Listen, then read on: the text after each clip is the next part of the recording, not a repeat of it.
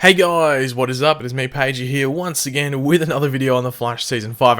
I can actually say that now because we've done at least one Season 5 video before this, so it feels good that we can get into my usual flow. But anyway, speaking of Season 5, or even just Season 4, if you have any video suggestions or just, questions you want answered from Season 4 leading into Season 5, please leave them in the comment section down below. It would be greatly appreciated. And yeah, so do that if you want. So Season 4 is over and we are in that hiatus that leads obviously into the next season, that being Season 5. Throughout Season 4 we had various villains show up, but they were all set up, literally, for the big bad that we were teased to during Season 3, and that was Clifford DeVoe, aka The Thinker. Now, one thing that we were meant to get right at the end of Season 4 during the finale, like the last scene of the episode, the last thing before the credits roll, was meant to be a tease for the Season 5 villain. Now, over on my channel, we were actually the first to report this ending for Season 5, which, as you would expect, did spread through throughout the community, like Twitter, Reddit, all of those places. Now, this tease was meant to be around a lightning bolt dagger, but we didn't get that at all at the end of the episode. The cliffhanger was around Nora Allen, Barry and Iris' daughter from the future, who had made a mistake. And due to interviews with the cast and producers who had hyped up, more than one cliffhanger, people were left sort of confused, but also disappointed by the conclusion of the finale. Not the finale as a whole, just the ending. This villain tease was deleted apparently due to time constraints, which is weird, as Todd Helbing, the producer, did promote and talk about a villain tease at the end of the finale. So yeah, as I said, weird. But anyway, the villain that connects to this tease is the villain known as Sakata, or Secada, depending on where you live. Now, thanks to that #show.com, we actually have pretty definitive proof that the news I initially reported is true, and that is through a casting call for a villain for Season 5 of The Flash. Now, I will leave the link to this whole report from that #show.com in the description down below, but this is what they had to say or had to report in regards to this casting. The show is casting Desmond Paul, an open ethnicity role for a man in his 40s. Desmond is a metahuman who, after a mysterious interaction with dark matter, was given not only immortality but also the gift to disable other metahuman powers. He blames Metas for everything that has gone wrong in his life, and because of that, his mission is to wipe Central City free of them in order to silence his own anguish, might I say. Whoever gets cast as Desmond, he would be a one-year fractional series regular. Now, in the comics, Sakata is otherwise known as David Hirsch, but the CW and DC and the people behind The Flash have called their characters different names while casting them before in the past.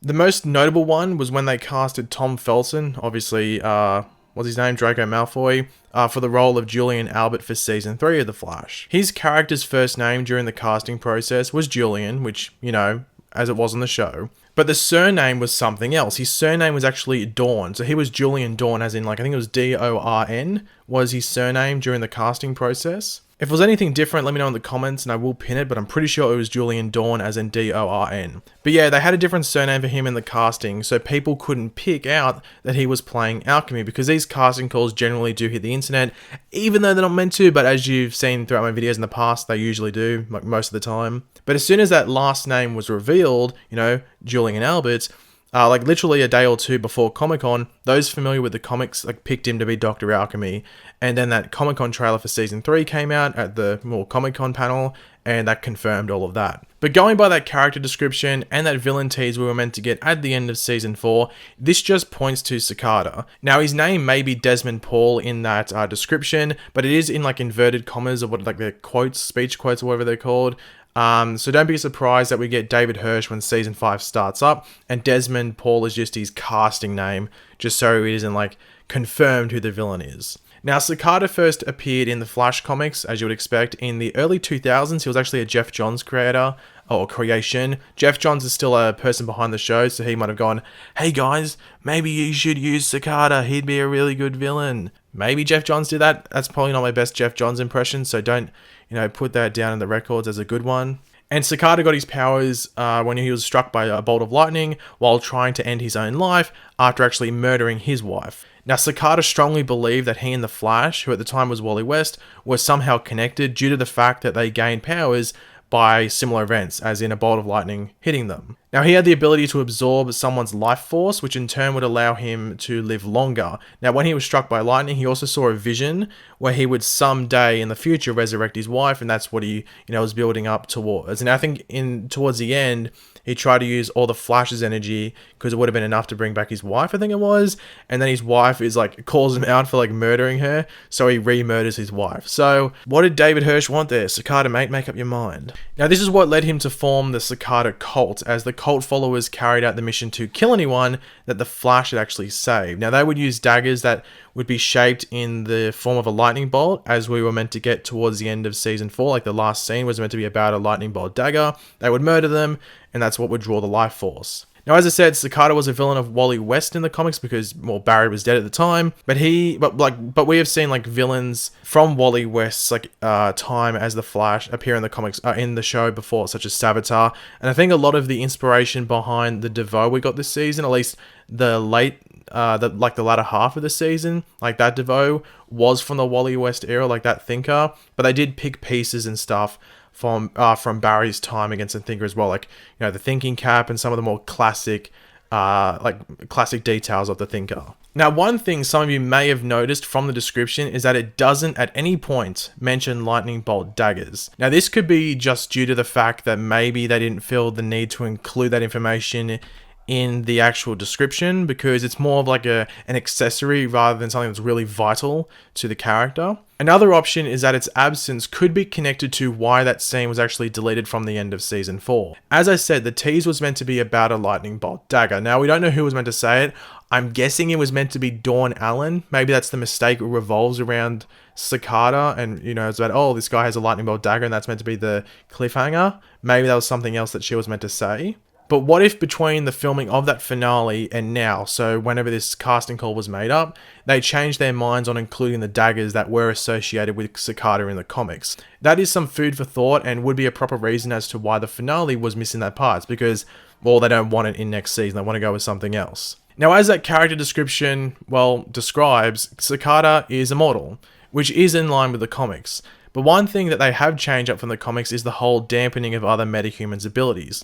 In the comics, what Sakata was doing, as I said before, was having his cult members kill people that had been saved by the Flash, and each time a life was taken, Sakata actually gained 100 years of life. But as we see in the show, he will be able to stop powers rather than, well, stop lives. And personally, I think this is an interesting way to go with the villain. Previously on the show, for the most part, getting meta powers is seen as a gift, like an amazing thing, with people using them for good, such as the various members on Team Flash. But then we have the villains using them for, well, not such good things. But either way, they are seen as a positive thing in their lives rather than a negative. Like, obviously, there are some cases where it's a negative, like that dude that would age each time he used his powers or something like that. And there's also some negatives as well. Like, I think the guy that could, what was his name? Power outage or whatever his name was. Like, you know, that probably wasn't a positive thing. So some of them are negatives, but for probably like 90 to 95% of the metas, it's a positive thing to have their abilities. But with Sakata doing what he is doing, no meta in Central City should really see their powers as a gift, as he will be targeting them. And obviously we don't know if Sakata is just taking their powers or like stopping their powers, or he's stopping their powers and killing them because they use them. We don't know what Sakata's like, you know, goal is. And once again, we don't know if he's just immortal just because he's a meta, or once again, he has to kill people to get that immortality.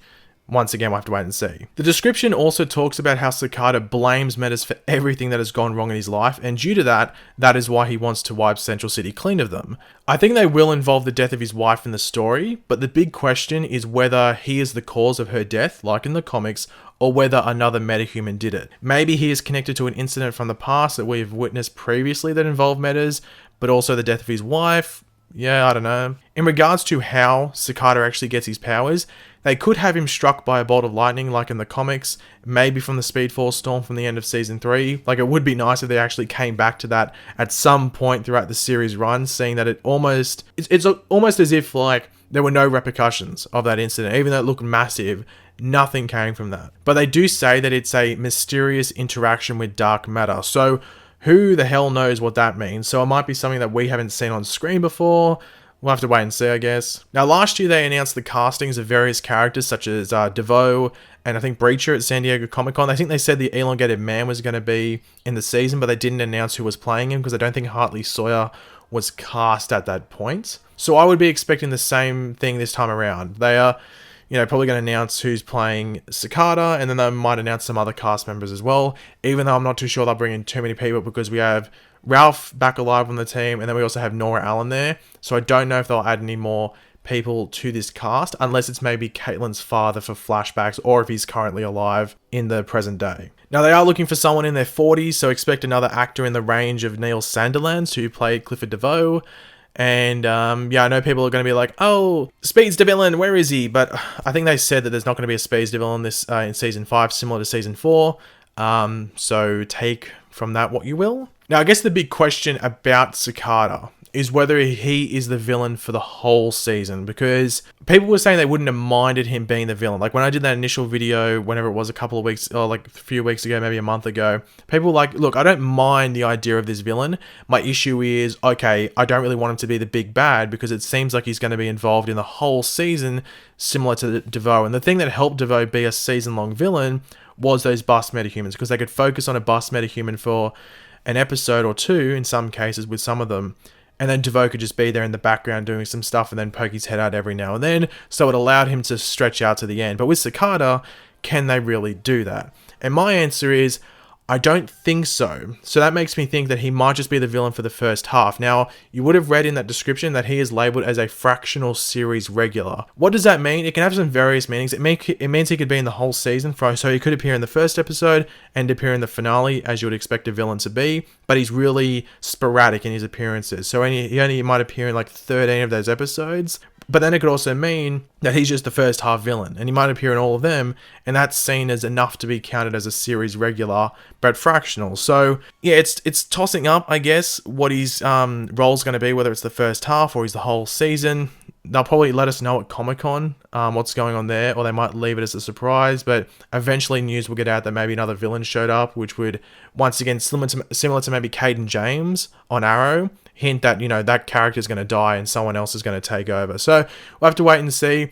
It wouldn't surprise me if maybe they did something where Cobalt Blue might show up, because he's someone that a lot of people want.